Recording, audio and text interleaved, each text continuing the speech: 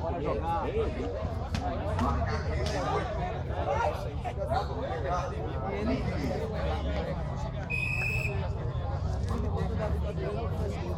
Ó, 15 e 8 pra lá.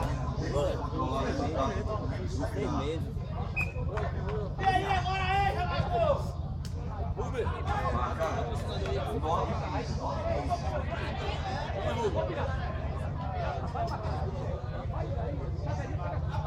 Neca, a gente tem que arrumar um lá em Noronha.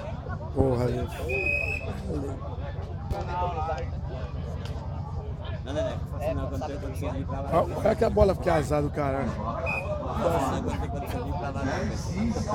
Tem um sonho de ir Ai, pra lá. Eu foda. sou louco pra ir lá. O Edson fala que aquele já cara começou a sentir cãibra. Não, vou falar assim. Henrique começou a sentir cãibra. Porra, obrigado.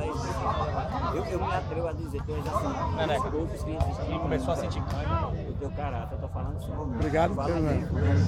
Obrigado. Todo mundo lá tem a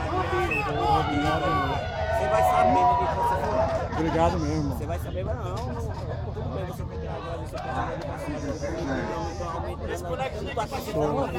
Tá começando a sentir Porra, cãibra. fazer um Tá começando a sentir cãibra. Fico feliz com suas palavras.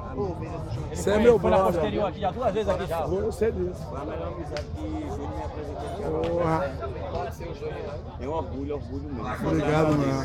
Ele já jogou Eu marcado. disse que a gente encontra amigos mais chegados do que irmão. Mas não pode jogar não. Fica agora não, só porque vai ter que coisar a rede, baixar, depois subir de novo.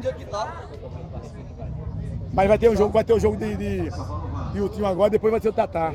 Aí tem que ver. Vai, ganharam hoje.